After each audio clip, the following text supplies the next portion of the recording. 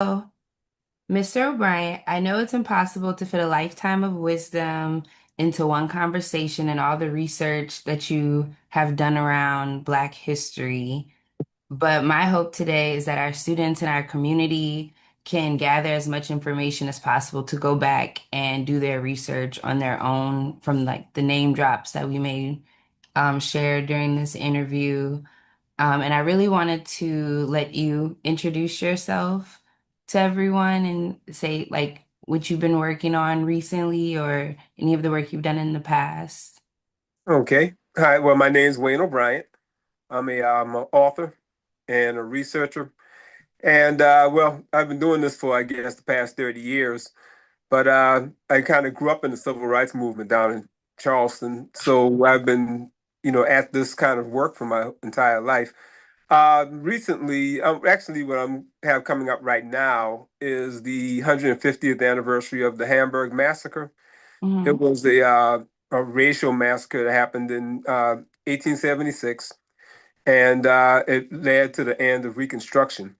So Hmm. during Reconstruction, African Americans that had formerly been enslaved had received all of their civil rights, and this was in the mid 1860s to the mid 1870s.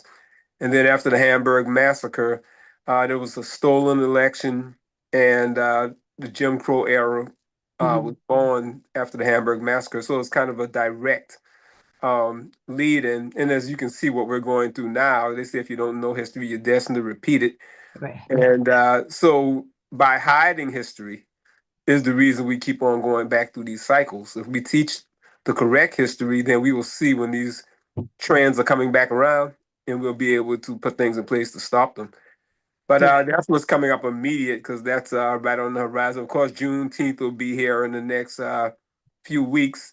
Hmm. And so we have a number of Juneteenth programs that we'll be involved in. But, African American history is part of the American history, it's part of world history. It's Correct. something that you should always be celebrating and looking for more of these little known history facts throughout the course of the year. Right. And that's something at the center that we also try to instill in our students is learning the history, doing tours so they can really visualize and Right, see the what was possible to happen in that area or where how it's still preserved till this day. We have a lot of plantations down in in Louisiana. right. But from the tour that I got to do with you in South Carolina, in Athens, South Carolina, we got to visit the African American History Museum. Hmm. And we were able to see the artifacts and really get to learn about a time in our history that isn't taught in schools. And I remember you bringing up that you came from a family of educators, and your mom was actually the one sitting you down after school to talk to you about Black history. Yeah, actually, my great grandmother probably started it. Mhm. She was a daughter of former slaves, but Mhm. she was a college graduate and had been a school principal, retired as a school principal at the time I was born. Okay. And so since she lived right across the street, she ended up keeping me. But Hmm. early on, the earliest I remember is at the age of 3. I'm thinking she was doing it a little earlier. Hmm. But she started teaching me Black history because she said I wasn't going to get it when I went to school because they, all were teachers and they know what was taught in the schools. But Right. my mother was the first Black professor at the Citadel, and then my grandparents were teachers and principals as well. But since the earliest days, they had been teaching me this history Hmm. because they said once I knew it, nobody could take it from me. But also it'll give me a bigger picture. So the Hmm. schools will teach everybody the same thing, but when you had this extra history, it put the pieces of the puzzle in missing places, and Right. so I understood history at a bigger, picture than a lot of people did. Right. And that passing on our history from oral traditions is something that is a part of our culture in Africa, is a part of the older tradition that we're just not really seeing now in Right. that present time. I don't feel as though, like, I took my first Black history lesson really was in college. I took an African American history class, and that was just that one class, it just really opened up my eyes to how many things were purposely left out Yeah. and how many things like we learned about, but they kind of cut out the significance of what was happening to African Americans at that time. So I definitely noticed that in because I was a history minor Yeah, as well. right. So it was something that I was always like, where are the black people during this time? Yeah. And what was happening? Like we couldn't have been, it wasn't ever adding up to me. And I always had so many questions, but never the teachers that could answer or wanted to for that matter, you know. Well, what happened was the teachers were educated in the same education system. Right, So the things that they were leaving out, the teachers, they would master everything that they were given, but they just were not given everything. right. So the only way to really learn a lot of the history was to learn it outside of the school system. Hmm. And then you took those pieces that you learned outside of the school system and added them into what you learned in the school system. And that's what gives you the bigger picture. What I started doing later on was to connect the dots, Hmm. because we have a lot of times in Black history, we'll teach about a certain Black history fact. Right, Every Black History Month, we always teach all these different African American history facts, but they seem like they're isolated facts, but really they're all connected to something. So you can have a event in American history, but there's some African American history that happened at the same time, and you have to connect them. And the American Revolution, when they were actually starting the country for the first time, hundreds of thousands of African Americans were fighting in that. right, So they ended up winning their freedom in the North. The South decided to keep it.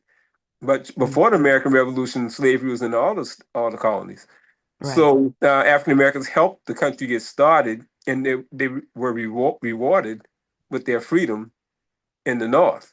And mm, then in the Civil War, uh, African Americans came in and helped to save the Union because the Union was actually losing the war.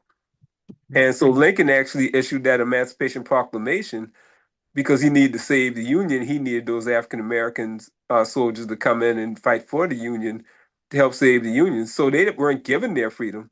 They actually came in and helped save the Union and earn their freedom in the process. So right. when you add those things in, it paints a completely different picture. It does. And it definitely also shows the willingness of how much we love this country to fight for it still with everything against us, thinking that that would at least show us some sign of dignity and respect that we're still willing to fight for this country And and also, put we built ourselves it. Yeah, see, a lot rebuild. of people don't know. Yeah, they don't think of it that way. They think Hmm. of it as, these white colonists came over. Of course, they oppressed everybody. They, committed genocide on the natives and brought people over and enslaved them. But from the beginning of the country, Hmm. the enslaved Africans built the whole country. Right. So for them to tell us to leave after our blood, sweat, and tears built it, we thought it was every bit as much as ours as anybody's. So we wanted a choice. If we wanted to leave, we Mm. wanted to be able to leave. If we wanted to stay, we wanted to be treated exactly like we're supposed to be treated here. Yeah. So a lot of us felt like this was our home. A lot of us were descended from our African ancestors, but they brought us here. So we had three, four, five generations that were born and raised here. And Yeah. this is the And only this is home our they home knew. now. Yeah. Yeah. So they said, well, we built it. Why should we leave? Right. But Mm. we do want to have the choice To to, leave. if we want to go, then we go. Even after slavery ended, when a lot of the migration started, Hmm. they passed vagrancy laws and different laws to try to make us stay because they didn't have anybody to work, the sharecropping systems and things like that. Yeah. Then everybody worked the fields. So as we were trying to leave to go west, and get some of the land out west, they started passing these laws, arresting Keep us us. on our as we were moving, and then our sentence was a plantation owner would come and bail you out. And then your sentence would be that you had to work on that plantation for about 5 years or so. And while you were working off that 5 years, they would always say, well, you had some disciplinary problems, so we added some more time here, and and they is actually putting people back in as close to slavery as they could through the legal system. Right. Very Yeah, similar to what is still going on yeah. in So the and they call slavery by another name. right. The 13th Amendment. A lot of people know it says that involuntary servitude, slavery is no longer allowed in the United States, but they don't read that second part. That second part says, except for a punishment for a crime when you've been convicted. So Hmm. it's saying the Constitution has in it, in the 13th Amendment, that if you are convicted of a crime, we can legally enslave you. Yeah. And so now they have, of course, you see what they're putting in the prison system, you know. Right. But So even it's like the been a idea of ongoing thing. But recidivism, knowledge is power. Yeah, yeah, but yeah. even the And idea of recidivism and, it's once you're in the system, they're pretty much, you're it's very always in the difficult to get system out. and Yeah, they're going to be looking for you at every chance they get to right. come back. Yeah, So, I mean, all that's set up to work that way. But mhm, as you can see, knowledge is power. right. So if you know that the system is set up that way, it gives you more of an opportunity to find a way to get around, when you get on probation. Hmm. Well, I go into the prisons and speak, especially to the people that are just about to get out. And what I tell them is, now y'all know this thing is rigged against you. They pretty much know we'll see you back here shortly because you're going to violate some Right. probation. But They're there's not certain things, reading that whole yeah. probation list. But there's certain things that you can do, like for instance, not go right back into the same environment. Hmm. Because the minute you start calling friends, see the friends are still in that game on the Right. street. They hadn't been caught yet. Hmm. So the minute a phone call comes to you from a friend and there's nothing going on, but the friend is involved in selling drugs, now they're saying you're talking to a person. That's conspiracy. Hmm. And you're saying, no, I just back on the block and the guy gave me a call. Right. And well, you weren't supposed to contact any of these people. And next thing you know, you violated and they're bringing you back. So Hmm. there's all these different things that you need to understand how it's set up so that you can try to avoid it. And if Right. you can avoid it for a certain amount of time, you'll fall off of that probation. Hmm. It's just that they generally, break probation before they can finish the 4 or 5 years or whatever that they have on there. Yeah, and they do make because even with like not being able to hang around another felon and Right. someone might be in your family Yeah. that is another felon, so it just really complicates the whole matter. And I mean, like you said, trying to stay away because it's your independence on the line, and Right. it's And the penitentiary system, I know in South Carolina, the penitentiary system was started when slavery ended. right. They didn't even have penitentiaries. Yeah, White folks have been committing murders and things like that. They didn't have anything like that for them. But as soon as African Americans got freed, people of African descent got freed, all of a sudden they create a penitentiary system, and then they start setting this stuff here up. as like the runaway slave Right. Yeah. prison for them. Slave patrols used to be the police Hmm. force was created from the slave patrols, Yeah. all that. So our whole history is still rooted in that. And until we have an honest conversation and teach the truth about it, it's going to be now we're going to get out of it. It's just a long uphill battle. We can do it a lot sooner. But it And is a yeah, conversation that needs to be yeah. had Well, you have to have the conversation. in Yeah. full Right. fruit. Like it just has to because even for our history in Louisiana, Angola was a plantation and Right. it's actually named Angola Yeah. from the African state that they were getting most of their slaves Right. from. Hmm. And then it was quickly turned into a prison. But when you visit, like we've gone to take our criminal justice students to Angola, and it still is very much like a plantation. Right. They start off in the field, Yeah. 3 a.m., like just the things they were telling us when we do get to go speak to the incarcerated men in there. It sounds exactly the same. And Yeah. even the wardens, the way she was talking to us about it, and mind you, I'm coming in there with HBCU students, but Right. she's just in her own Yeah. world. It was just a very, very wild, crazy idea that this is just still in our face, but not Right. many people really have been to, because I've talked to my family and friends about my tours there, and they're all like, no one can really believe it. Like, oh, how is that happening? And no one's doing anything about it. It's just like it's in plain sight. And Well, the that's why they craziest, don't have the conversations. They don't want to have the right? conversations, so you can pretend it Mhm. doesn't exist. But and a lot of people don't want to go and see this stark reality. They Right. want to believe it doesn't exist anymore. Yes. But you can't fix anything if you don't admit that We're- it exists. Yeah, Right. Yeah. We're just letting the problem kind of fester even more, really. right. Um, and then going back to how you said your Black history was taught at home versus the classroom, can you kind of explain how that would have looked like back then? The school system and what, was being hidden or if it was shared at certain schools or how you were taught at home? Yeah, well, I was fortunate because, like I said, I had well, I had this lineage Hmm. that reached back to slavery. As a matter of fact, growing up in Charleston, which would be, similar to like what New Orleans would have had, uh, the plantations are still around there, that people visit.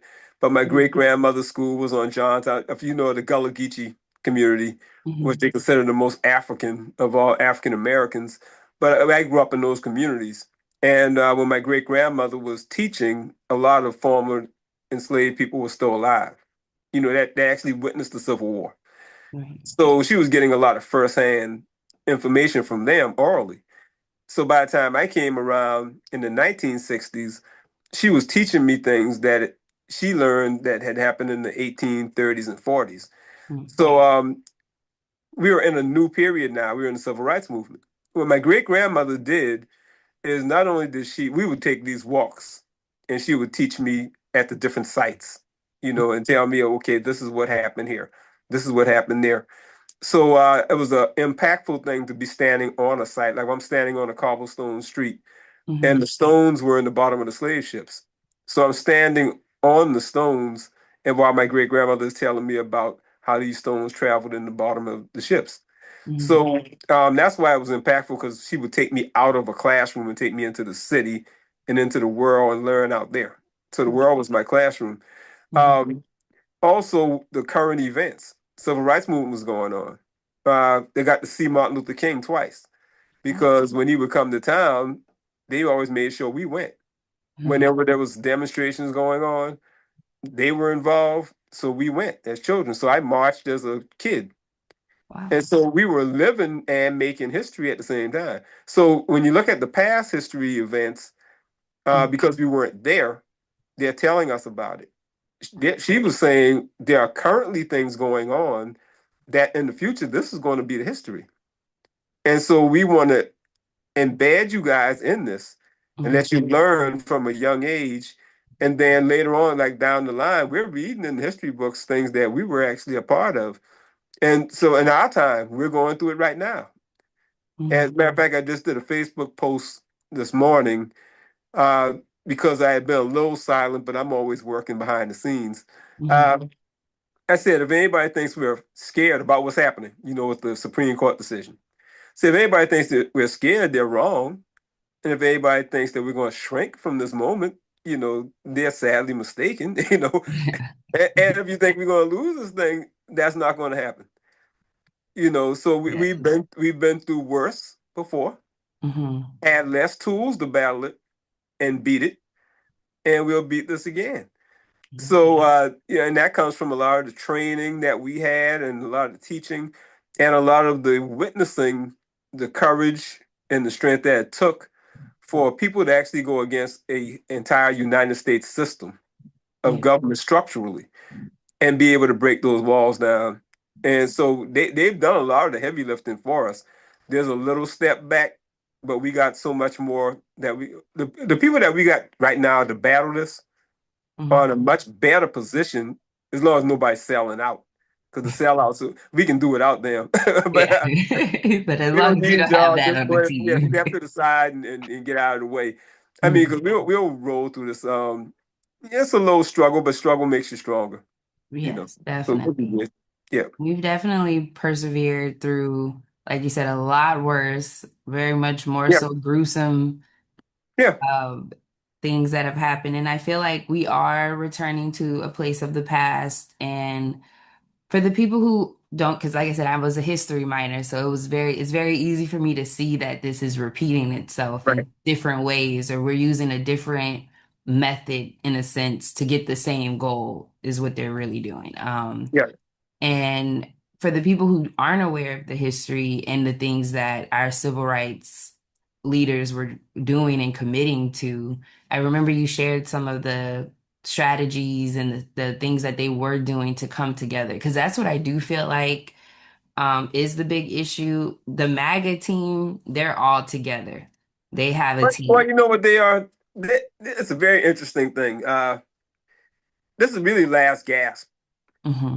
Uh, Biblically speaking, Satan is realizing he's going to go down to defeat, so it's going to be a last gasp. That's kind of what it is. If you look at the big picture, Hmm. the demographics are changing.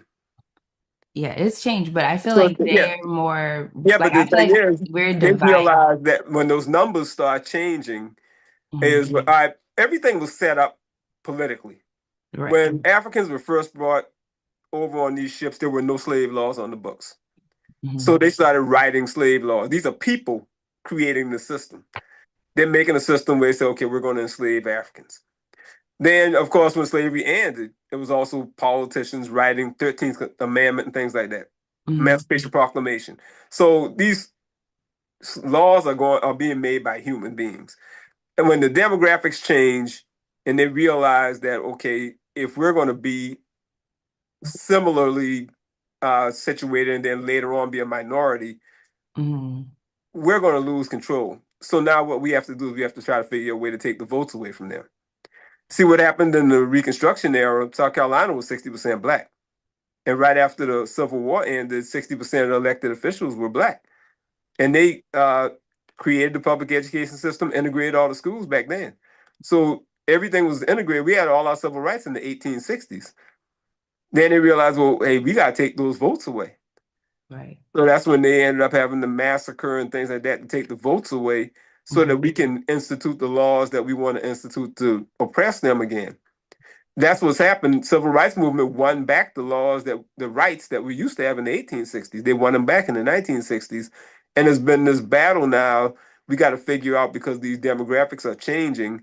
And if we don't do something about this, all the law. See, all we ask for is one thing. Martin Luther King talked about it. He said, all we ask for is that you be true to what you put on paper. Right. So what they put on paper was that Declaration of Independence, all men created equal. Not, yeah, all men are created equal, Hmm. and they endowed by God with their rights, not by man. And King is saying, all we tell you to do is just live up to what you put on the paper. Right. And so, since you won't do it, African Americans have been dragging them, kicking and screaming to make them live up to that document. Hmm. And every positive thing that's happened in the United States, it happened on our backs. When you look at any of the laws that help women's rights and other minorities and all kind, everybody's been getting these rights on our back. The underclass, even if they're white, they got better conditions through our struggle. Right. And then all the oppressive things have come on the backs of trying to keep African Americans. When they're trying to strip us of our things, that always trickles down to some of them too. Right. It does. But Because a that's lot of them are suffering from these laws thinking that they wanted to be racist and it was going to hurt us, and it's coming back and biting them as well. These gas prices don't have a color on them. right. People Definitely. can't buy groceries and things like that.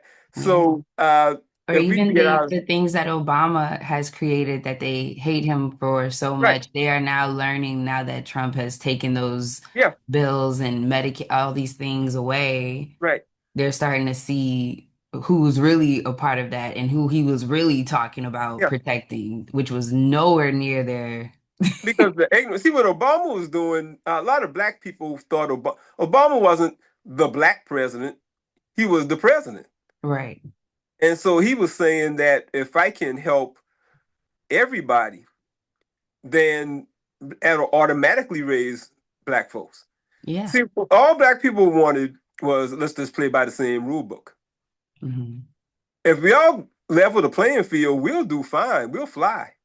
Right. But y'all keep on trying to put anchors around our weights around us to make us have a harder time to keep up with you guys. And then y'all keep on pretty much putting ladders under other white people. There's a housing project in Charleston. It's interesting because when they built the projects in the 30s, they really were building them as a safety net for white people during the Great Depression. Hmm. And then after World War II ended and the Depression was over, the government helped white families move out and buy homes. And then they put black people in these projects. Hmm. And but when they were white projects, the husband could live in the house with the wife. And they had, if they wanted to supplement their income by getting side jobs, that was Hmm. all fine. Once they moved the white families out and it became black projects, they had this no man in the house rule, where if you had a family, you ended up in the projects, no man could live in there with his family. So they're splitting those families up. So And I'm any sorry. woman, was that? You said in the 1930s that Yeah, started as the white family yeah, it prop, was a safety net for and the Great then Depression. okay, and then The now, welfare systems and things like that. Yeah. hmm, okay, And and they wouldn't even then let us apply for a lot. We couldn't even get it at the time. But what they ended up doing when they weaponized it, with the housing, it was no man can live there, only the women and the children, which mhm, was splitting the families up. And then the welfare system started being used as a weapon. You couldn't work anywhere to make, some supplemental, or you lose the check that you're getting. And it was getting people on these checks and in these projects. If you do anything outside of what we're giving you, you lose it. So it right, was keeping them stuck in there, yeah, because they figure I got to have a roof over my child's head and they got to have some food. And if I try to do anything to better myself, I'm going to lose the safety net. yeah, And they end up getting them stuck in that cycle.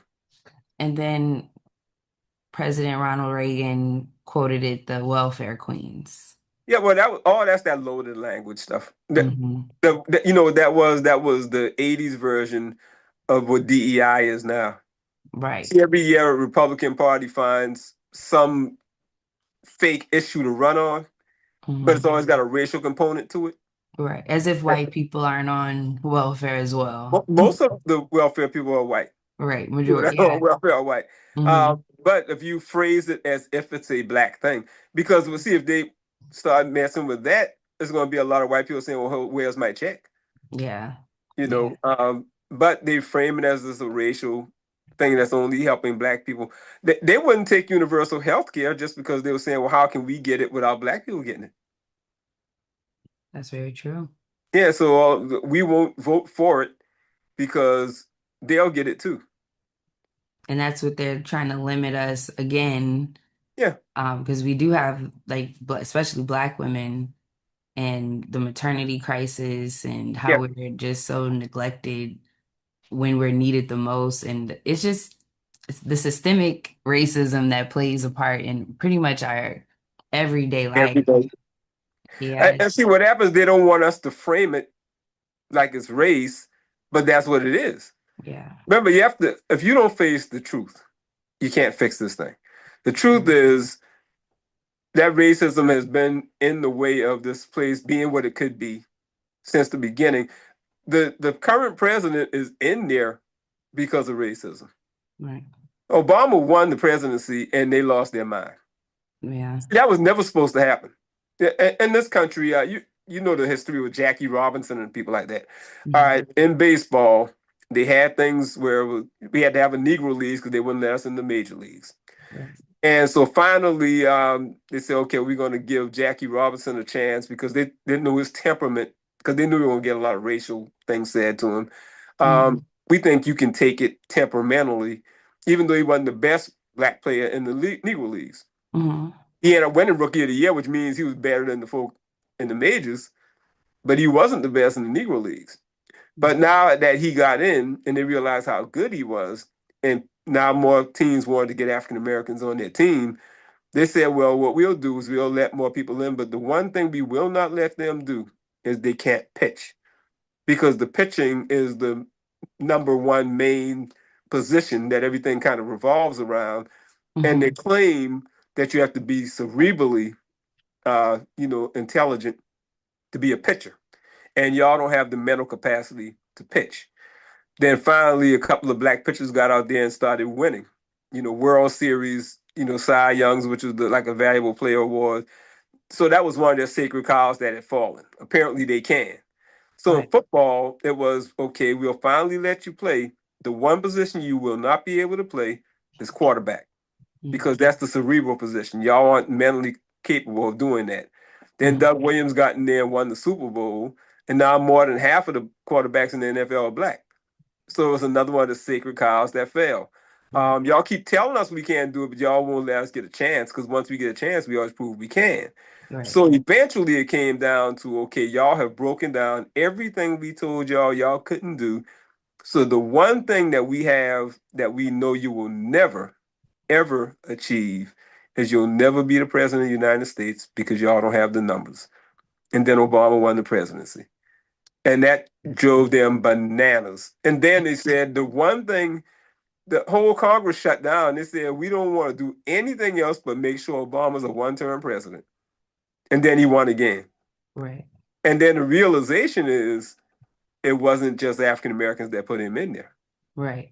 Because we didn't have the numbers, but we had enough allies and we had enough people that said, hey, this guy here seems like he's the best guy for the job.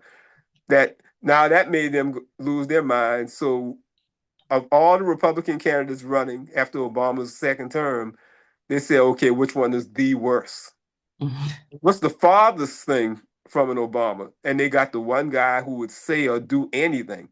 And Right. we'll help you set up this racist system that you want. We'll put racists in government, all kinds of things.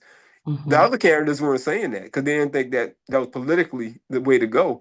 But the country that had lost their minds, and then what big business did is okay, we'll get the guy in there. He'll help us make billions and billions of dollars.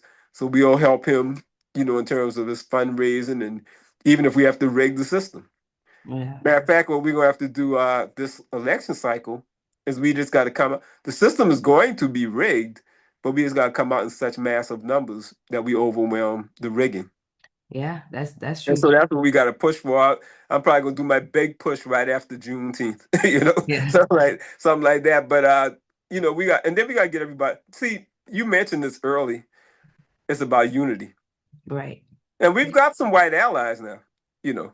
But it's about unity and it's about education, not education in school, Mhm. education in terms of getting people the right information, the proper information. Right. Uh, because we have some celebrities who've sold out. Yes.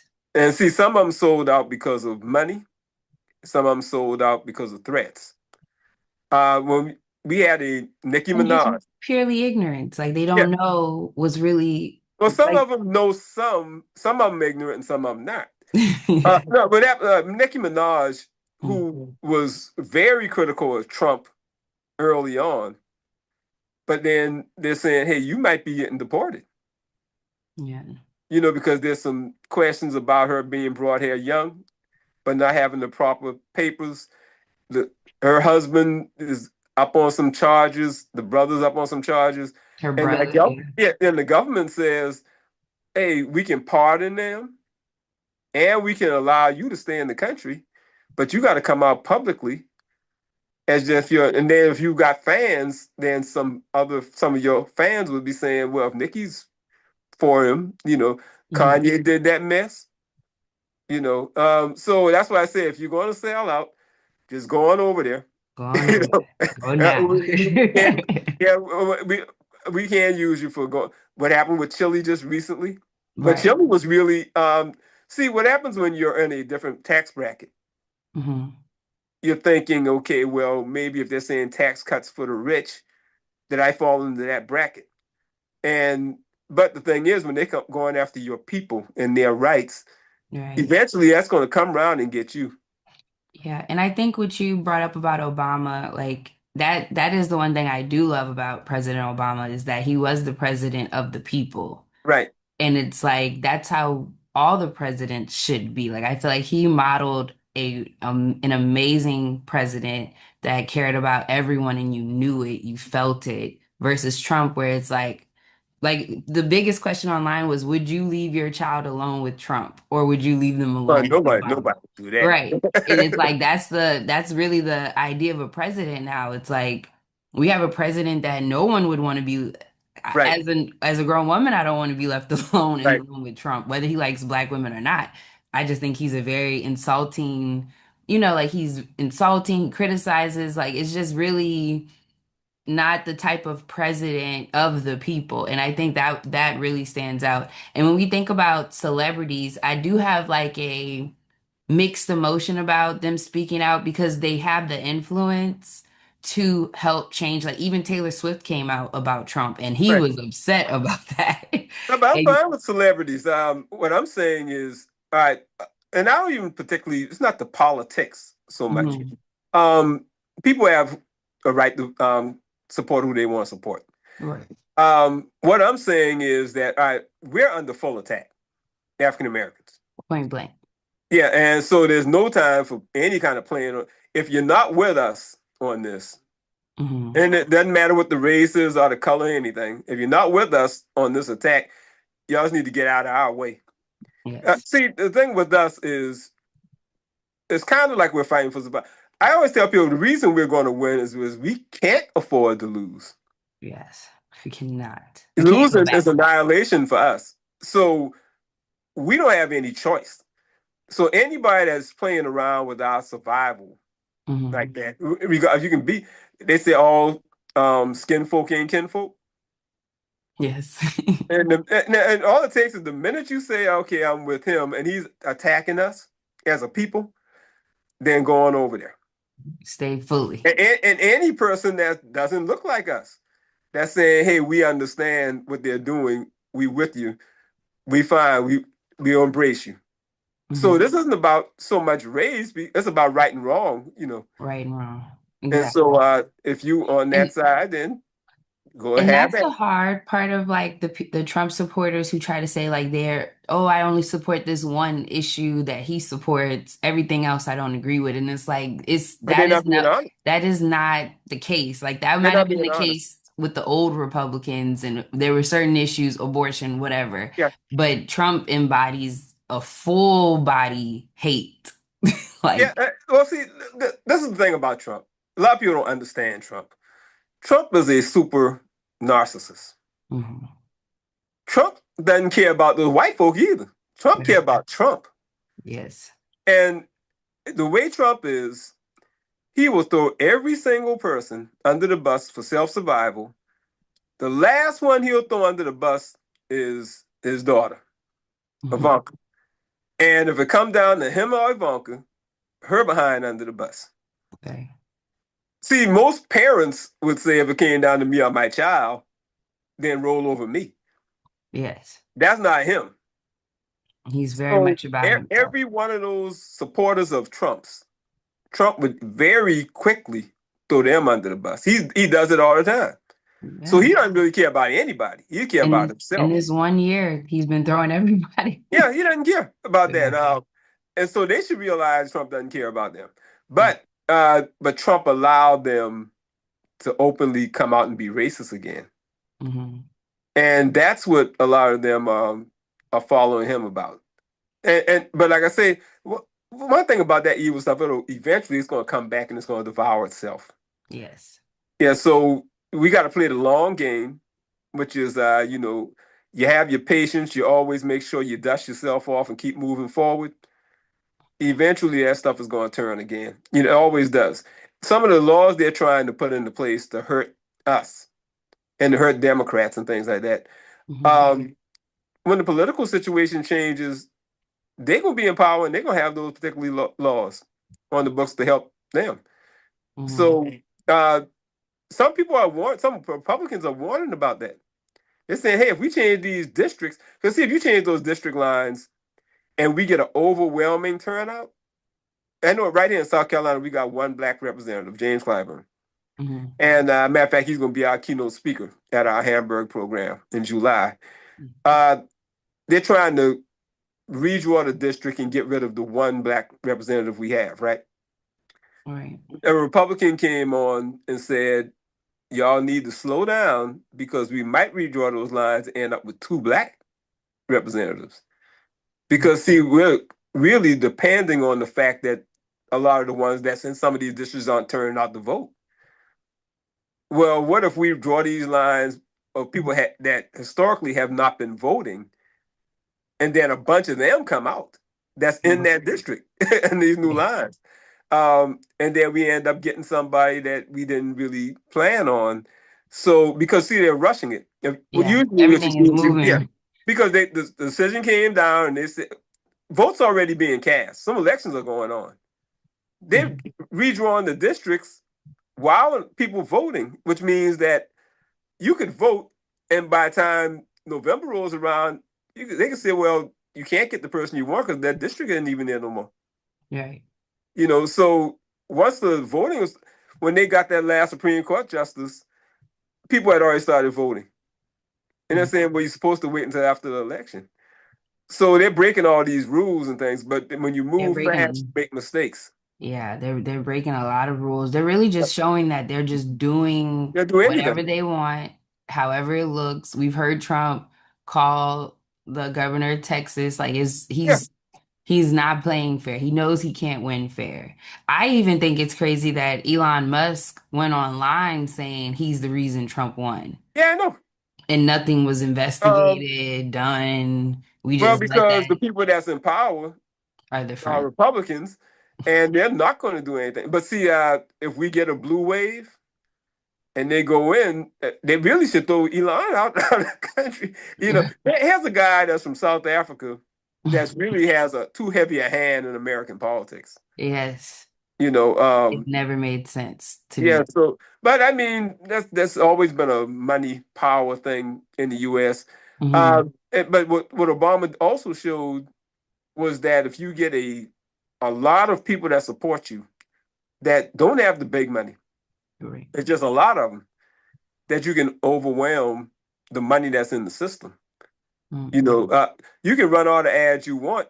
You can spend $10 billion, but if the other guy get more votes, and then you got to be strategic because they got that old crazy electoral system, Right. electoral vote system. That now that's coming under some scrutiny because that was started because of slavery to give the slave states more representation. Hmm. And so now that you look back at that again, hey, is that outdated? Because it really is, Yes. Yeah. and it shows that we don't have a true democracy. Hmm. So It, yes, but all these things are, at least it's causing us to bring those things back up and to have the yeah. conversations about them. And people that didn't know anything about them now can question, hey, what is the deal with this electoral system, Hmm. electoral college system, and things like that? And people are asking questions. I feel Yeah, like I'm seeing more online of people wondering, like, how is this possible? Like these Epstein files, like, weren't they yeah, supposed to pull it out? So I see where we're seeing in real time the corruption that's being done. But I think what we really want to start seeing is, the accountability. aftermath, Yeah, we want to see the the being held accountability. accountable. And even for him with the riot, like that's what's also kind of scary to me. Like he's willing to go as far Right. as getting people killed. Overthrow the country. Yeah. Yeah, and he has the supporters. Like they're not organized, I would say, but they're united in what they want. And I find that the minute we can become more united and really look at this for what it is, but I had a friend who brought up like we're working so much, and maybe that might be something different from the times before. Like everyone had the time, how you said like teaching you after school, But like you know what? everyone's so It really busy. wasn't. It wasn't that they were busy. They were busier probably, but Then. because they had to really make ends meet to keep Hmm. food on the table. We're in a much more comfortable position, and we've got more electronics and devices to be able to connect. They had a Hmm. phone and a typewriter. Right. Yeah. And some of them didn't have Things that. are moving slower. Um, but they had a unity of purpose of what they were working for. What's Hmm. happening with our current folk? It isn't so much the time. Um, Technology is good and bad. We have entirely too much misinformation going across the social media when that's where most of these young people are getting their news from. Hmm. Um, right now, there are actually bots on social media faking like it's black people, Yeah. telling you things, and the people believe it. Right. And Not so, looking through. yeah, so what you gotta do is you gotta have some baseline truths that you can prove and Hmm. that people get behind. And if you start, it's always been divide and conquer. Hmm. If we ever unify, there's nothing that can stop us. Not, yeah, I And, definitely and see agree. what happens around what's been happening in Trump's America, MAGA. The main thing they were unified on is racism. Right. Yeah. You know, see, they got all those other. Abortion was never really an issue. They made that up. Hmm. You know, they used to be for abortion. Trump was Yeah. pro-life. You know, I'm sure he's no, he was set that pro-life. up. He used to be in marching out there with gay rights, all that kind of stuff. Trump was hanging out with Democrats. He Hmm. just saw an opportunity once Obama won, and he saw all these backlash of tea parties and stuff like that. That was anti. He said, "Hey, wait a minute. There's a whole block of voters that just don't like this black man. I can capture that." Right. That became his base.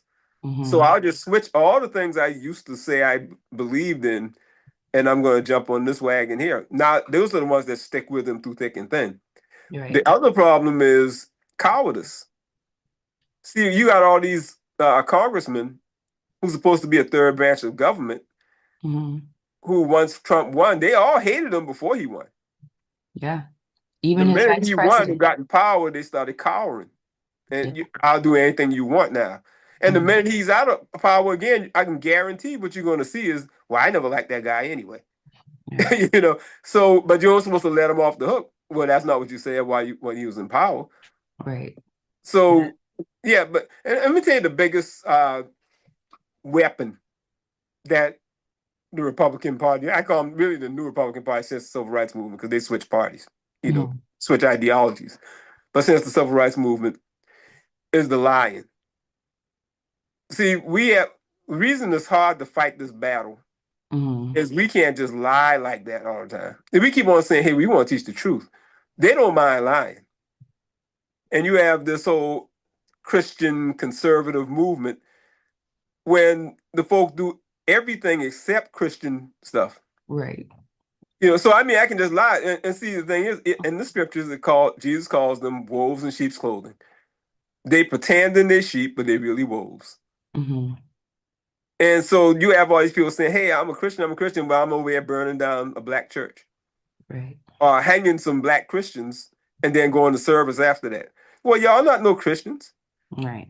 because you know them by their fruit. And what are the fruit? The fruit are if the fruit is evil, the tree is evil. Yep. So you call yourself a Christian, but you got a knife in another Christian back. That's Hmm. not a Christian thing to do. Apparently, you're not that. You're lying. Yeah. And You it's know, it's the mask that Trump has allowed them to take off and say, "Oh, I'm still a Christian, but I he don't." does it. He got the mask on. Yeah. Yeah. And Trump, the furthest thing, but Trump would break every commandment, you know, all the time. Yeah. And then He run out there doesn't and talk know. about the Christians. Listen, Trump can't stand. Trump don't care nothing about no Christians. Right. Trump care about himself. And so the fact that as black folks, whether you're black, Christian, Muslim, or anything else, the fact that we've allowed them to lie and just give them credit for the fact that they say they are Christian, Hmm. that we acting like, well, you can't tell somebody about their faith. Well, I know what they do. Right. See, I'm going off of the evidence, and the only way we know, he said, you know the tree by the fruit. I'm looking at a bunch of evil fruit, so I cannot call you good. Right. No, you're right. You It's know, what you see, is what the yeah. actions. That's why knowing our history, because it's really interesting that this narrative of Black people being so violent and, oh, when I'm You around a know what Black that person, is? I'm scared, But you know what that is? reflecting. The projection. Yeah. Yeah, that Trump does all the time. He'll Hmm. call you something because that's what he is. Right. All right, the Jeffrey Epstein stuff. They were calling the Democrats pedophiles. The reason they said they were running on this, Hmm. released the Epstein files because they thought a whole bunch of Democrats were supposed to be in it. Well, there's a bunch of Republicans in there, Right. you know, Trump included. Mhm. So he really never wanted to release it. He was going to run as if all these Democrats were in there to get these Mhm. Republicans to come out and vote. And the minute they get him in office, he wasn't going to release it because he's in it Right. And and his friends all are his in it. friends. Yeah. Yeah. So every time when they said black people are so violent, well, look at the record. Right. Who was out there raping all these black women? Right. There's a reason all us so light skinned, so much as light skinned. I mean, all right, so they was actually raping black women, and every time you turn around when a black town was getting burned down or something like that, they was accusing some black man of raping a white woman. Right. And That and was. most and 9 times out of 10, not never not ever happened. You know, even Mhm. with the Emmett Till thing. The lady came out and said, "Well, you really didn't whistle at me," or anything like that. But all these things about black men, they're gonna do this to our women. Y'all was actually doing the stuff. Right. So every time you see that, now they're so violent. Well, let's look at the record. Right. Who's been committing violence against who? Hmm. And You that's the know. part of the truth that to hear that truth, we've been told the other thing. We've been conditioned like to hear something or think something completely different. But guess how you fight that? And you know, you If hate. you know it's a all right, when I hear it, I don't internalize that as if it's true. Hmm. I internalize it as if you're a liar. because that's been you lie on me, and that's supposed to believe the lie.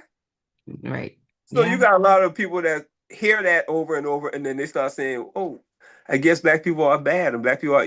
I be saying, "Well, if it's a liar telling it to me, Right. yeah, Who's telling the story? if it's a liar telling it to me, apparently I'm good." Hmm. That's like a double negative. Yeah.